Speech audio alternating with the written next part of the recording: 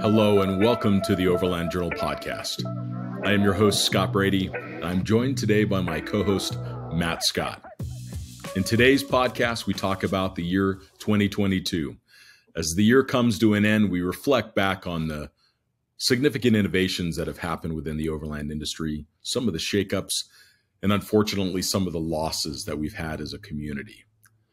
We also talk about the gear that we've really fallen in love with and the vehicles that we've also built out for our own travels. So please enjoy this wide-ranging conversation about 2022 with Matt and me. This content is brought to you by Overland Journal, our premium quality print publication. The magazine was founded in 2006 with the goal of providing independent equipment and vehicle reviews, along with the most stunning adventures and photography. We care deeply about the countries and cultures we visit and share our experiences freely with our readers. We also have zero advertorial policy and do not accept any advertiser compensation for our reviews.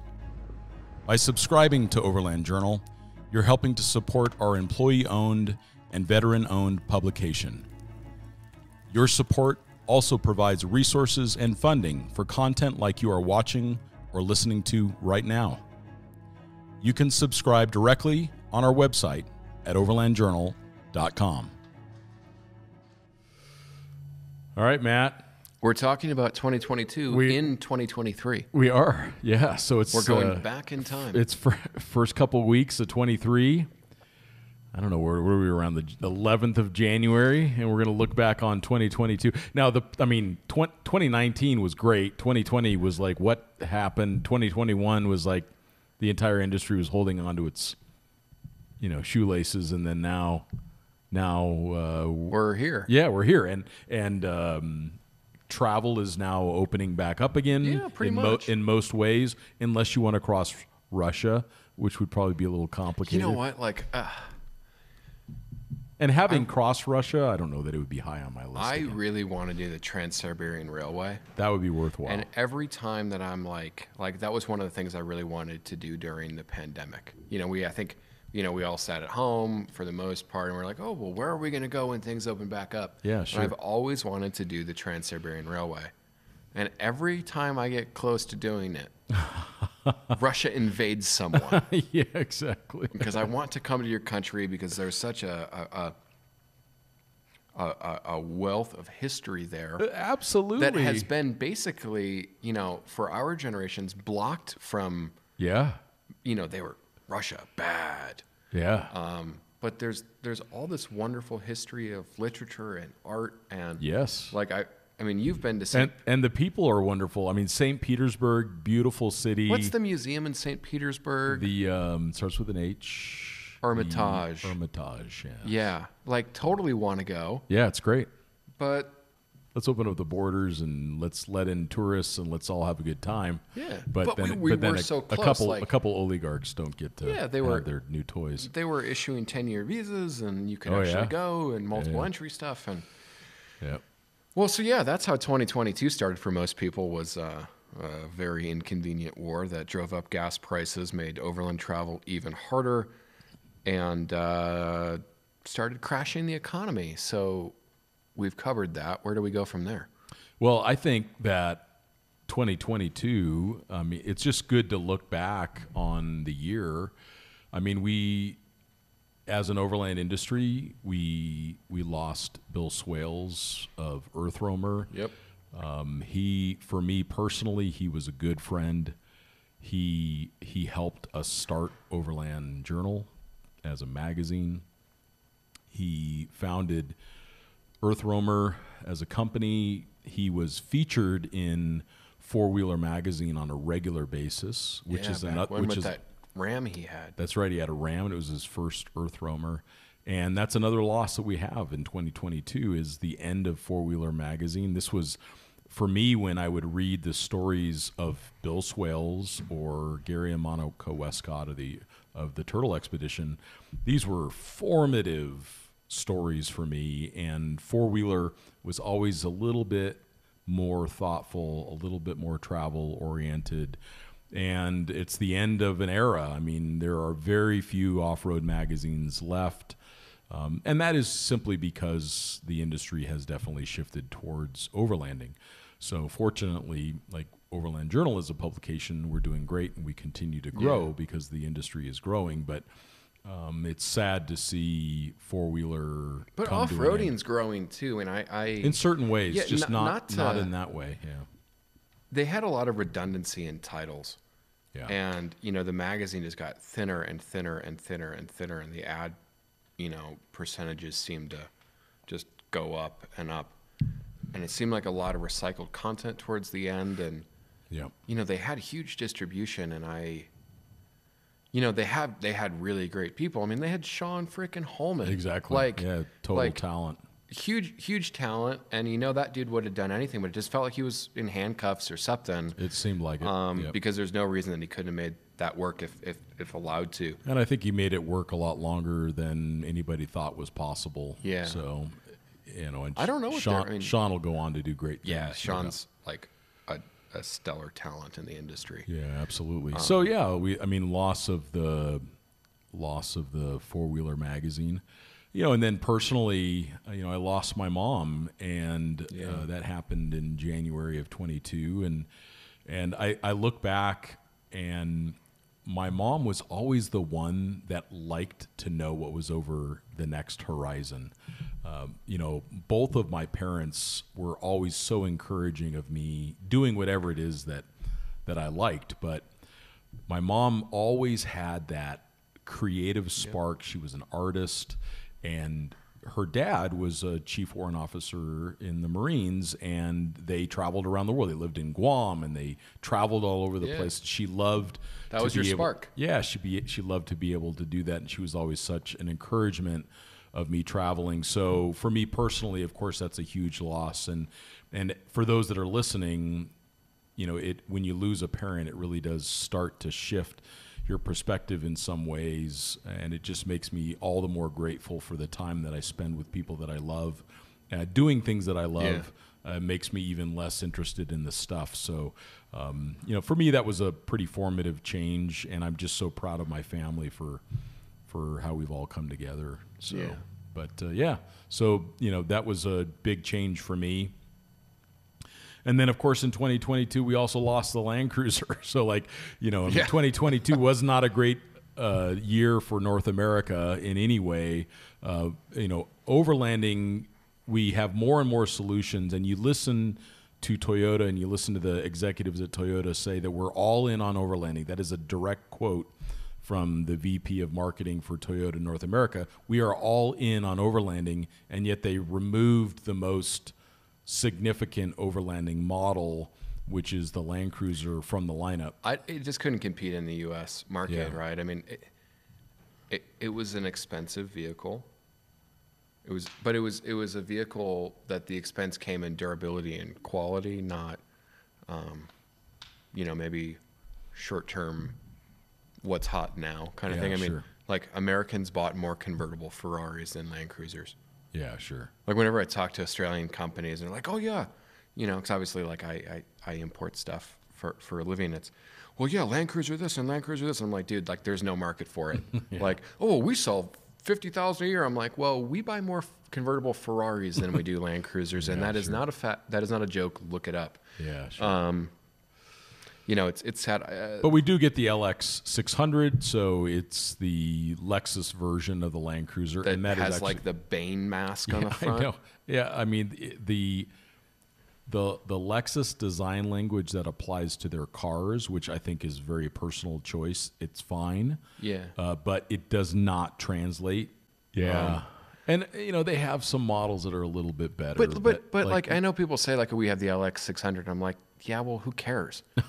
Honestly, like I like it. It makes sense. It drives nice. Like the LX, yeah, like it drives nice. It has great underpinnings, but you have to rip off so much of that vehicle. That's true. That you're taking now what is $100,000 plus vehicle, and with labor and parts and everything these days, you're looking at $120,000, $130,000 vehicle to get something that Yeah, and sorry, you won't can, rip its spoiler off on a curb. well, and now we have things like the Grenadier. So Yeah, but but we they have aren't- Gladiators and we have Grenadiers and we have all kinds of other great vehicles that are other options. They are talking about the 300 coming back. I thought there was some news and some rumors. There's- I saw there's some lots stuff of on rumors. Lots of Roman rumors. from TFL kind of had a little scoop on that. There's lots of rumors. I think what we're going to see is an even more capable version of future Forerunners. I think we're going to, Toyota has a huge network of platforms that they can draw on to build interesting cars. 2022 is almost like, I mean, this is maybe controversial, but like, is it the downturn of Toyota? Like, think about it. The Tundra launches to major problems. I mean, I think it's the first time Consumer Reports didn't recommend the Tundra. Yeah. And they forgot to put tow hooks on the front of it. Yeah, it's like they'll it's like there's no excuse that you can come up with where that makes sense. Period. Yeah, it's like it's just a mistake. they'll probably they'll get it right. But like the Forerunner literally hasn't changed. And I mean, are we at a decade? I mean, they did a new headlight in 2000. Yeah, we're more 15? than a decade. I mean, like, they're reliable. There's a good aftermarket support for That's them. right. They're a great choice, but the whole product line is long in the tooth. I mean, the Tacoma is just a redesigned previous generation. Yeah, and it got a new engine, but yeah, the chassis and the suspension architecture. Ooh, I was is all the skiing same. this week, and I saw a prototype in Arizona of the new Ram, not half ton. I guess it would be medium. Mid-size. Yeah. I mean, heavily camouflaged. You couldn't see it anything other than it was a heavily camouflaged, like clearly it was a Stellantis product because it was flanked by all of the Stellantis vehicles with manufacturer plates. One of the most heavily camouflaged vehicles I've seen since going back to the Gladiator, but you could tell a little bit more raked back windshield. It wasn't a Gladiator. But they have the Gladiator platform to draw from. But I guess to that's make a mid-size. That's 2023, and I'm being naughty. We should go back to 2022.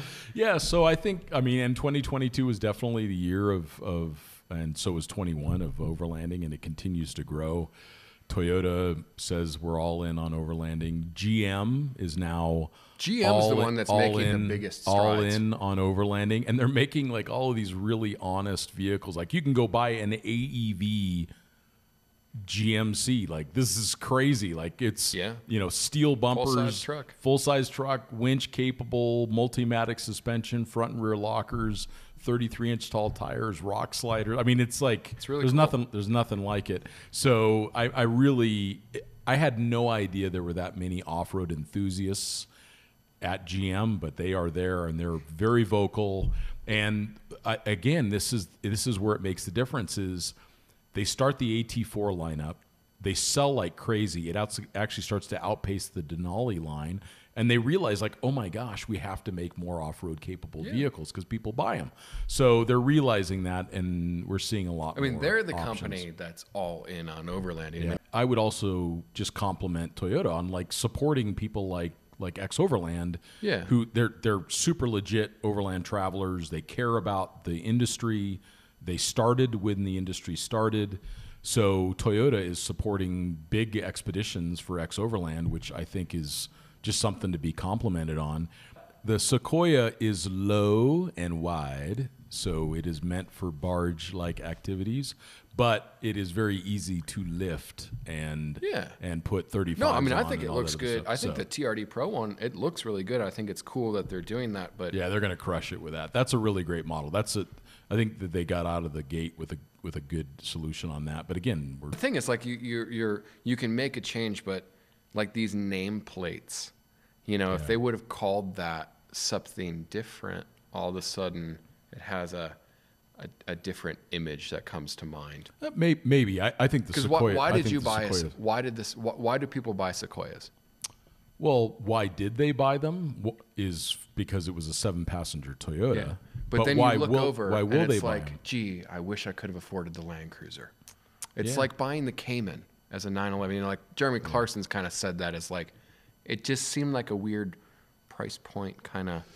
Well, you can't buy a Land Cruiser anymore. Yeah. So, and they significantly improved the Sequoia. It's a much better vehicle, and it's got a lot of aftermarket support right out of the gate. So they're gonna do really well with that. But they need to make sure that the next vehicles that they come out with are the same kind of from the previous Sequoia to the current one. It's such a huge leap in performance and desirability and attractiveness. Like everything across the board, it's just a way better vehicle.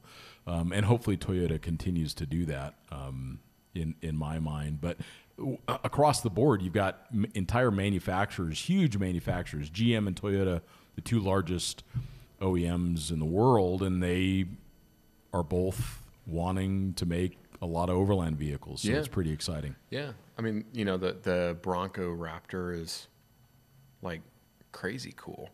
That's another new one, I guess, for 2022. Yeah. I haven't driven that one yet. I drove it. It is not fair for me to be negative at all about that vehicle because it has a very unique application that does not align with it's like an off-road Hoonie vehicle. Yeah, it doesn't align with any of my values or my interests. I did like, and I do like the Bronco.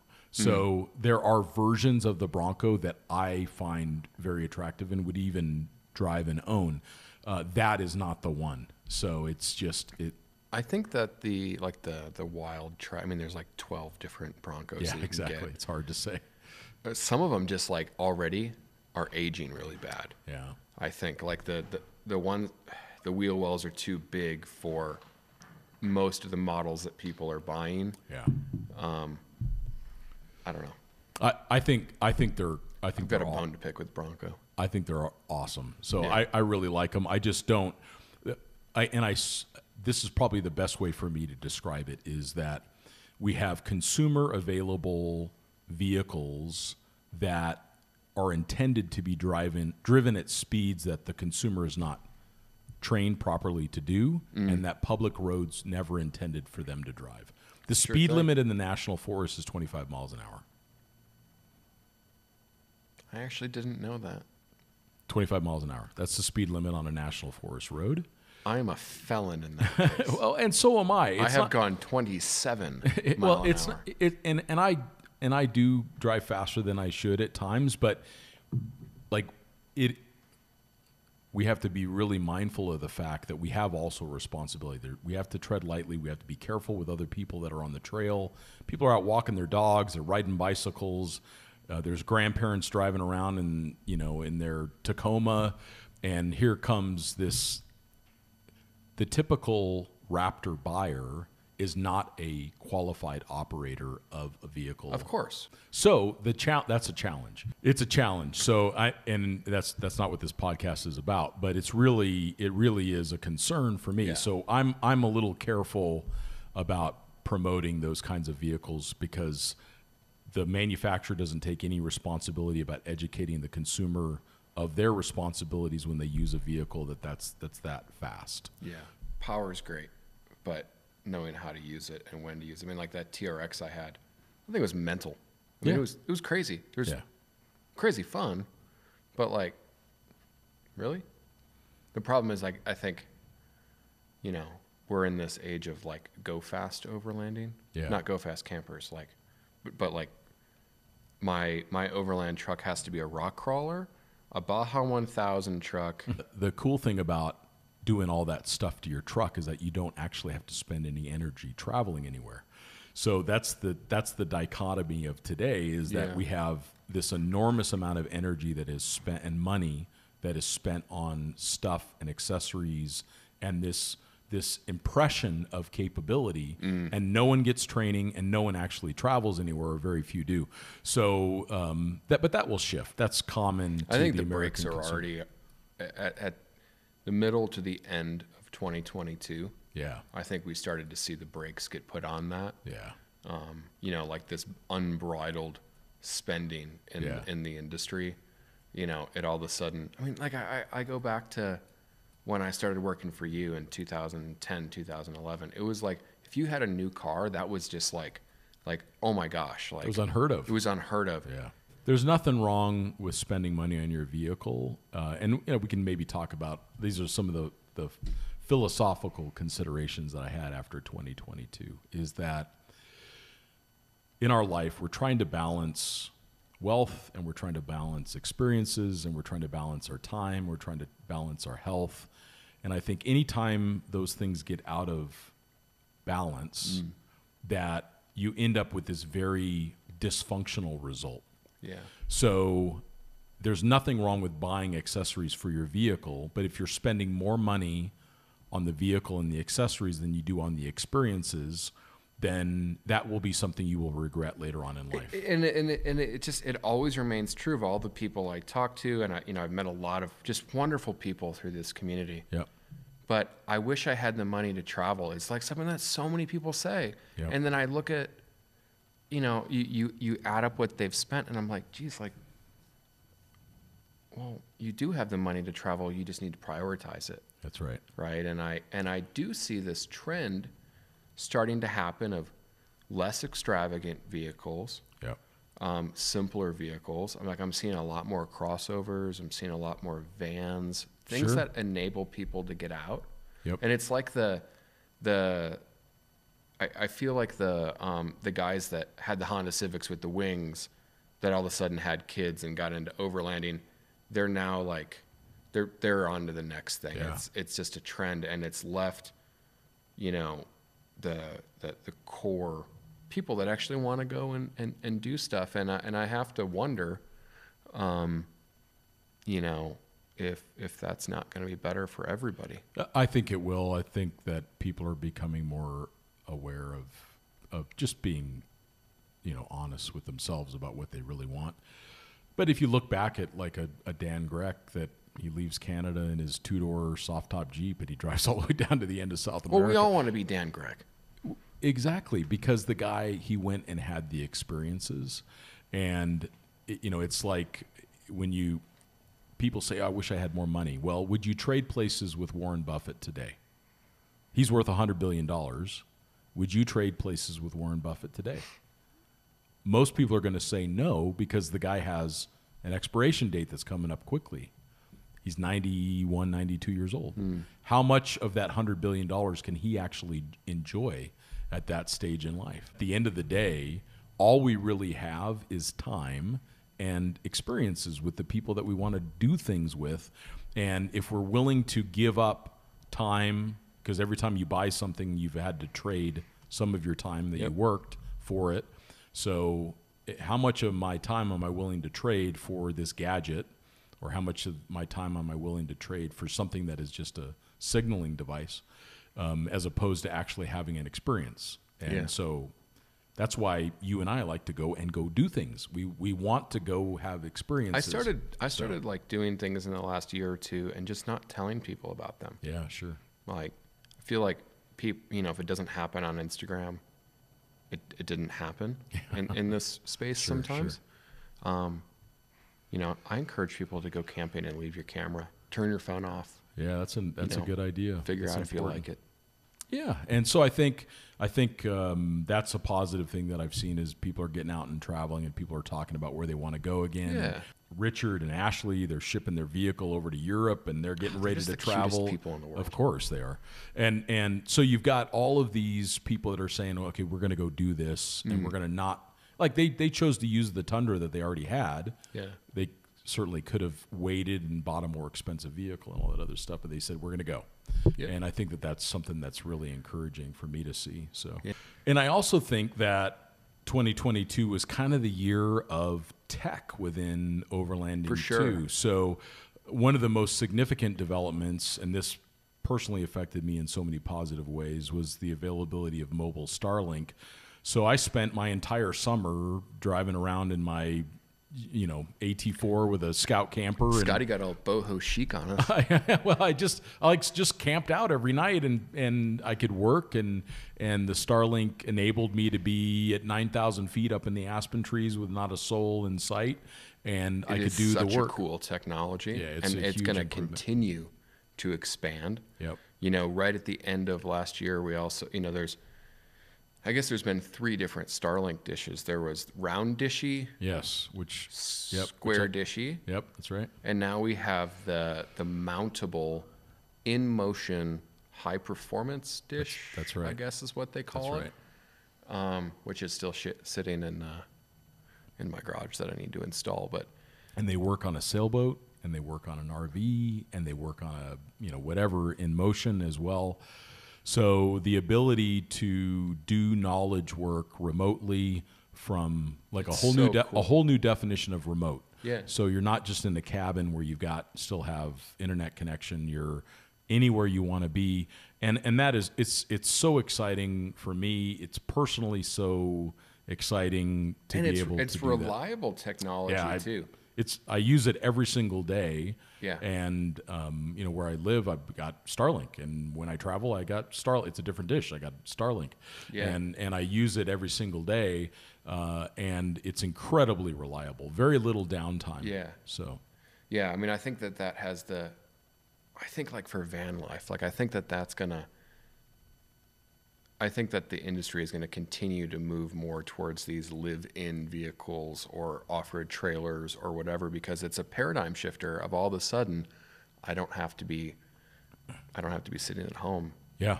And people have been able to work remotely for a while, with cellular-based stuff, but it was only so good. Yep. And you noticed certain areas, like one of my favorite parts of the desert in Arizona is around Wickenburg. It's this unique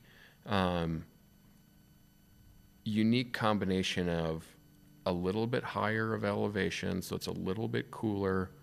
You get the drainage from like Hassayampa River, so it's pretty lush. Oh yeah.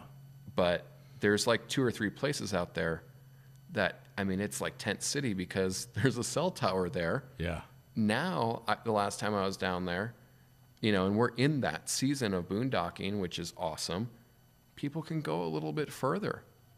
And I think that, it will almost, as overlanding becomes more popular, and I mean, not even just as overlanding, as boondocking, RVing, this mobile lifestyle becomes more popular, it allows people to disperse a little bit more, which places less strain on, very specific places. It totally does. I've been traveling recently with this Explorer trailer. It's an X145. Oh, that's the one that you were charging the... Yeah, I actually charged the tow vehicle. I was towing it with a Rivian. Yeah. I was able to charge the Rivian from the trailer. So 1,080 amp hours of lithium-ion batteries. It's got 1,000 watts of solar on it. And so, I pulled it out into a remote area outside of Wickenburg. It was absolutely stunning. Right along the boundary of a wilderness area. There's not a cell tower or cell reception in sight, which means there's no other people. And I set this thing up, got it, leveled, and I spent days working and just hiking, enjoying. It got rainy. So yeah, the new trailers and the new campers are just awesome. I mean, this is definitely the most Scotty approved trailer I've ever used. Yeah. So it's got the Cruisemaster suspension underneath it from Australia. It's super robust platform, has a dry bath. So you can actually spend like weeks living out of the thing, which is kind of a game changer. I love a dry bath. Yeah, exactly. Yeah. It's just sometimes a wet toilet gets old.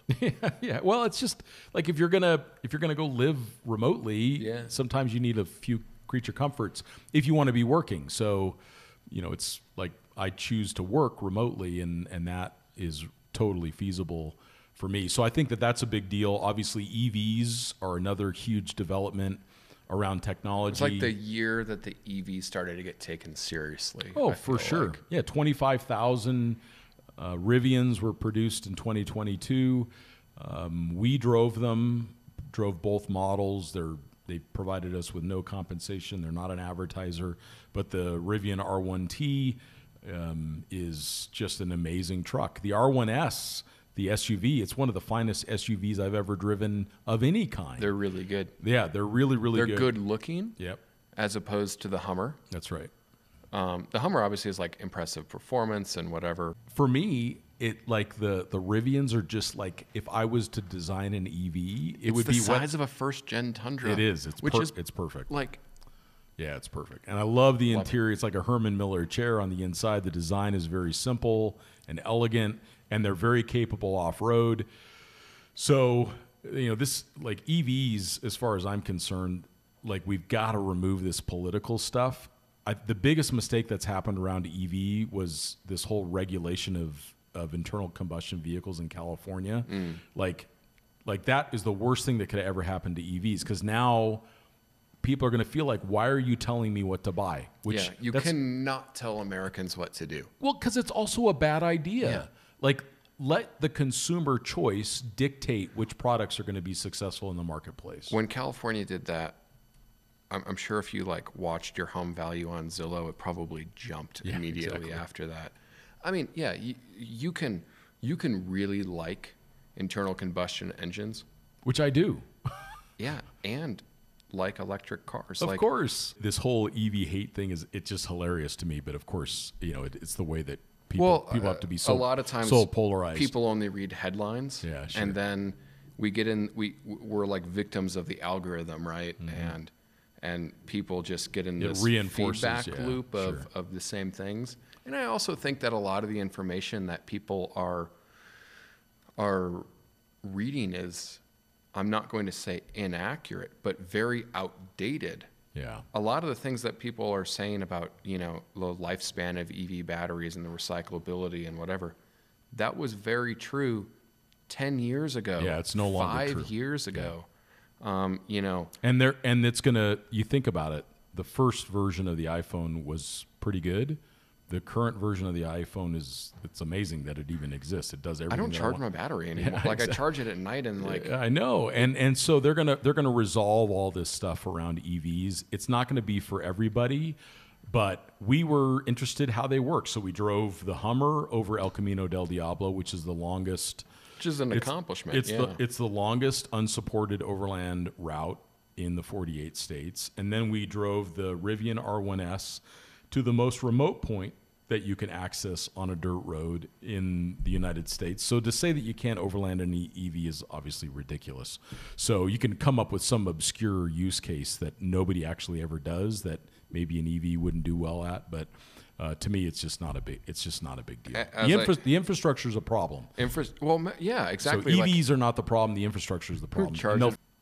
Another thing on the tech side is iPhone now has an SOS feature. So those who have a 14 Pro of any variety, you now have the ability to do SOS from your iPhone. So we're seeing more and more support for remote travel through the use of technology. So if you have a Starlink and an iPhone, you now have some redundancy around remote communication, and it's just built into the phone that you use every day. I never thought about what that will do to like the necessity for inReach or the necessity for the Spot devices. Like that was something that I hadn't really explored. Well, currently it's not a better solution because an inReach allows you to do non-emergency communications. So you can update your family and have like even make some decisions around work. There's a lot that can be done from an inReach, but eventually the phone will have two-way communication. I would be quick into my boots if that was my model. Yeah, exactly. But they're going to figure that stuff out too. We're going to see an inReach in a watch before we know it. So to be able to have a smartwatch from Garmin with an inReach capability built into it, that's pretty awesome. They're already working, Garmin and Android are already working together on a program for Android phones and Android devices to incorporate satellite communication. So it's going to just continue to improve, which all enables us to travel more effectively, which is awesome. Well, let's go to like just fun stuff. So like, what was your favorite new gadget for this year? Like, and it has like, let's pick a non-overlandy gadget. Like, what was your favorite thing that you got this year? And then what's been your favorite overlandy gadget? Man, you put me on the spot here. You go first. Okay, so this Dometic water system It's awesome. Yeah. It's like, did it take that long to figure out like the easiest way to have running water in your camper or what? And I use it in the Scout, and it's charges by USB.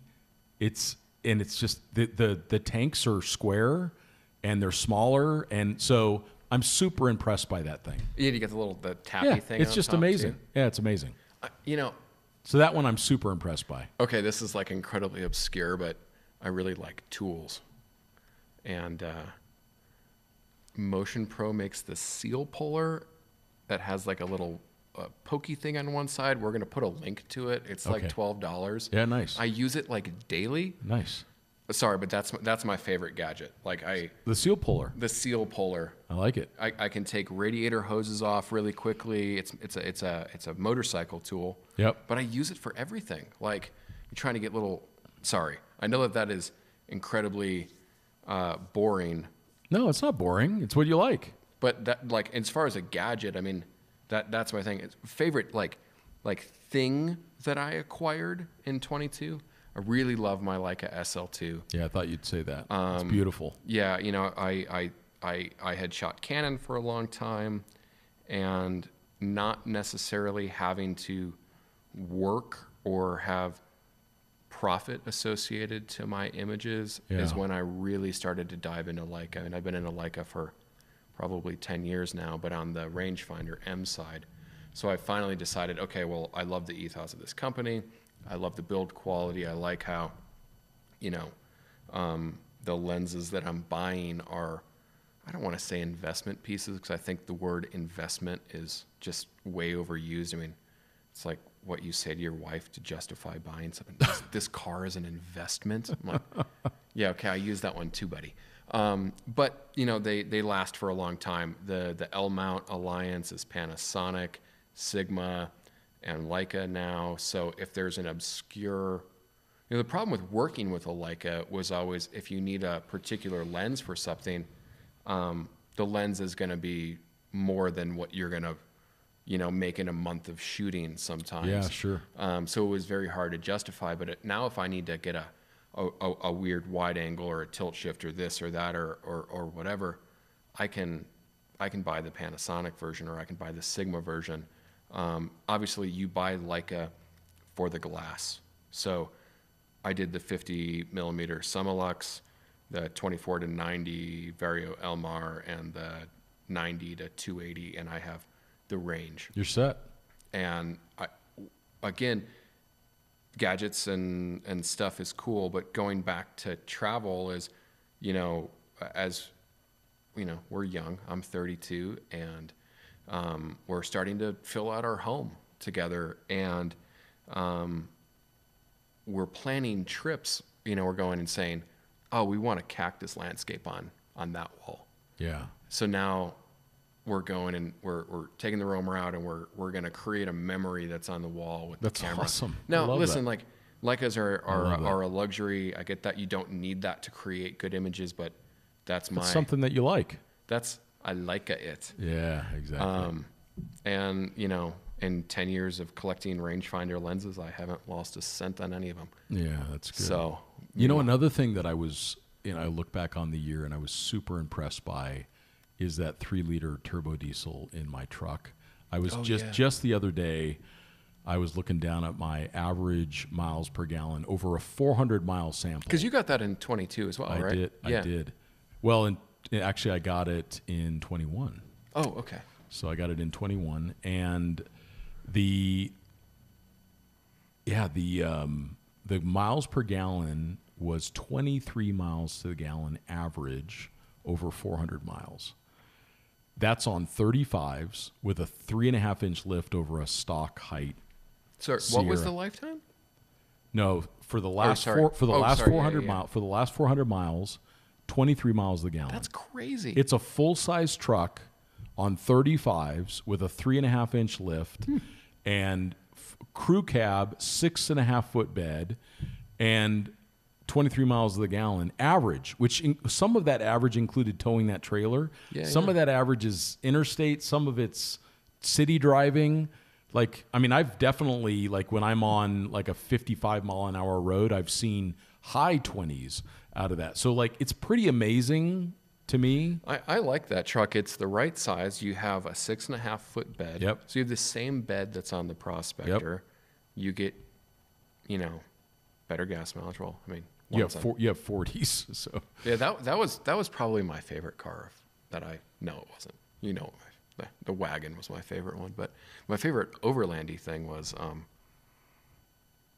I had always wanted a Prospector. yeah. And the stars finally aligned for me. That thing continues to impress me. I get 15 to 16 on it.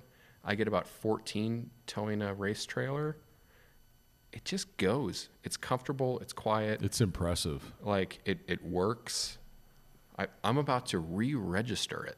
Yeah. Which is something. I don't know. Yeah, that's quite the statement for you to have a car long pickup enough. Trucks. We both have pickup trucks.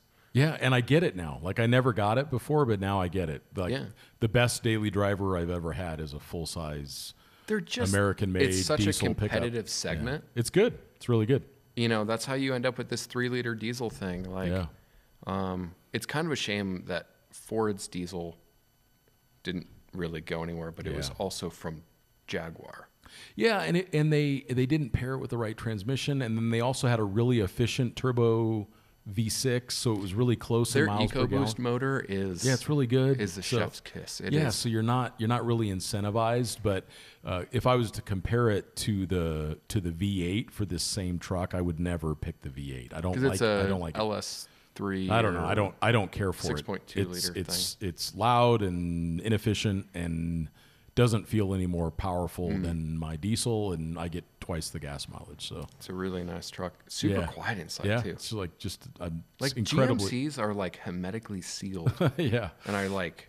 It's a luxury truck brand, and it feels like it when you drive it. It's just like I got air conditioned seats and a heated steering wheel, and it's got heads up display and all the gadgets. The heated steering wheel is a game changer for us in Arizona that suffer through very, very cold temperatures. Yeah. It gets cold here. There's somebody in North Dakota that's watching this and is laughing. That's their summer high.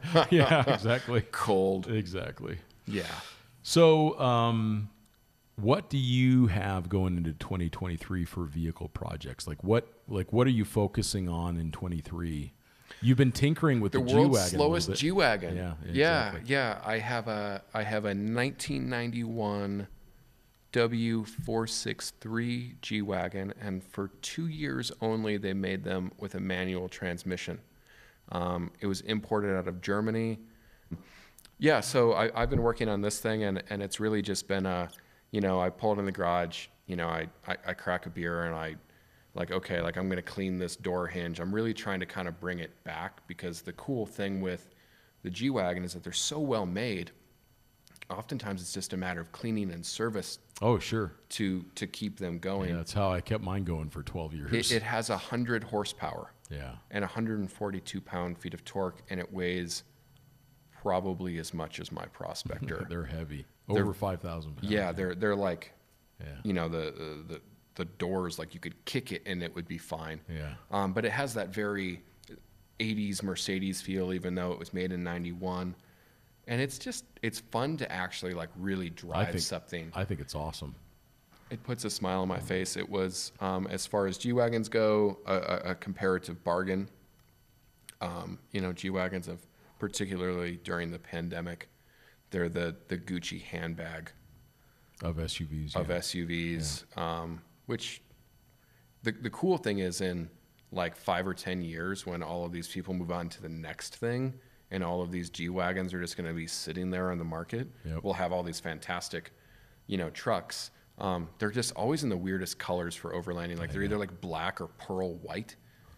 This one's purple. or purple or something. Obviously Scott and I love G's, but yeah, that's been really fun. And then I also have a 1965 BMW R50/2. That I've been working on, and I keep that in Chicago with my dad, and it's been a really nice project to be able to fly out, and each time we tackle something, like we're working on carburetor tuning now, and realize that just float was bad and kind of the carb slides messed up, and we had to buy some new parts for the next time I come back. But I think I'm going to try and ride that Route 66. Oh, that'd be awesome. Yeah, and that one has it's very slow. Yeah, it's awesome. But it's so good. I bought the BMW reissued a tool kit for it, and I changed the oil, rebuilt the carburetors, did everything just with the quasi-factory toolkit that fits in a little compartment behind the rubber knee pad in the tank. So you have this vehicle, you're talking kind of this, the idea of classic overlanding to me has become really my focus, I guess, in 2023. That and, grand touring in classic vehicles.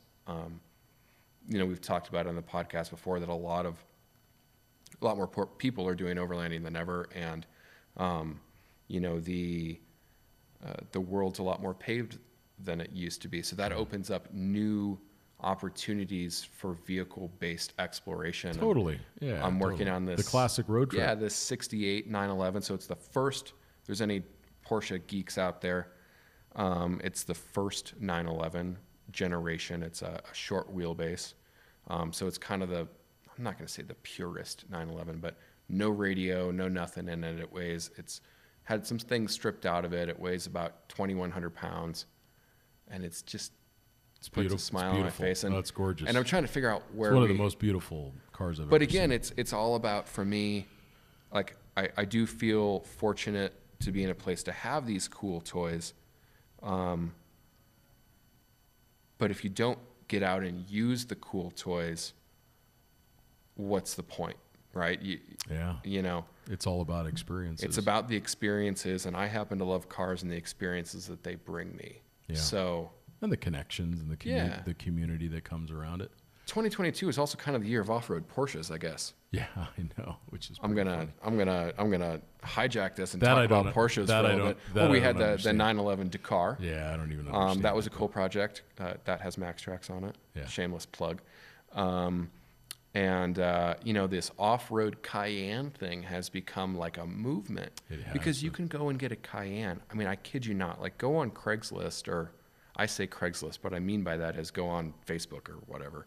You can get a pretty decent Cayenne for $5,000 to $7,000, and for like $1,000 you can lift it and put 33s on it, and it is like a rally car. I mean, Porsche came out and said that the lineage of the 959 is the Cayenne. 959 is this hyper limited production 1980s super sports car. But those things have like blown up, and they're affordable, and I love it. I like how the Tacoma is the bougie thing and the Porsche is like cheap and affordable. Sure. And it drives some people nuts. Yeah. But they have a locking rear differential. They have low range. Yeah, they're cool. Airbag suspension. And then like Safari 911s, very, very trendy, very on trend right now. Well, the only Porsche that I ever think about and lust after is that white 68 that you've got. That's an amazing, beautiful vehicle. My dad warned me about Porsche people when I was young. He's like, oh, all they care about is the build sheet and the specifications, and they go to Porsche club meets and I'm like, I've realized in 2022, I am the Porsche person my dad warned me about. So, but I think, anyways, my little project, grand touring, eccentric kind of classic vehicles, older vehicles that, you can hop in the Prospector or whatever, and you're so isolated from the experience. Not to say that that's bad, but just something new. Like we've both been doing this for a while, you longer than I. Well, and I'm looking at what project would be next, and I just don't know. I think maybe it would be a Gladiator, maybe it'll be a full-size heavy duty, but actually right now, everything that I'm considering buying or doing goes through this filter of, is this where I want to spend my time? Mm-hmm. And if you spend money, you're also spending time. That's the most important thing to remember is every dollar that you spend or every $100 that you spend is worth X amount of your life, your life energy, your you don't time. Get it back. You don't get it back. So it costs, let's say, a certain number of hours to make $100, or for some people it's maybe 1 hour or whatever, but it takes a certain amount of your time to get that $100 to then spend it on whatever. And so for me, I'm just not feeling motivated to spend time on things. Well, you have the freedom to go and do, and it's been a very intentional process. Yeah. And it's required a lot of giving up other things. I don't have a dog, which I love dogs, but I don't have a dog because I want to have, I guess the goal for me in 2023 is to just be able to be my own sovereign individual, which means that I get to wake up in the morning and I get to do the things that I love, which happens to still be my job. Yeah. So I'm not really willing to sacrifice that for any things. So I might not have. I might just keep driving the Defender around, but that's where I think I like some of these factory capable vehicles. Is then you could buy something stock, leave it stock, and then just go have experiences with it. It's the Grenadier, man. Yeah, the Grenadier honestly, or Grenadier or anything AEV. Yeah, exactly. It's just all that stuff is great. Done, and I think that we really in 2022 started to see, just the availability of turnkey packages. Yep. Because it's not really that easy to build something on your own these days. I mean, shops are, particularly, it's not as bad now, but looking back at the last 2 years during the COVID thing, if you wanted King shocks for your truck, it wasn't possible. It was like you ordered them in, when restaurants were still closed, and you just got them last week. Yeah. Exactly. So it's so attractive to just, I'll take that one. Yep. I'll take, whatever camper. Have you seen those Super Tramp campers? Yeah, those are nice. In fact, I used one. It's great. How was it? They It's look great. really cool. It's super simple, really nice build quality, small business. Yeah. They really care about the product. Yeah. They're very, very cool. I just think like stuff like that, like elevating the truck camper. Yeah, sure. Is going to be an emerging market this year.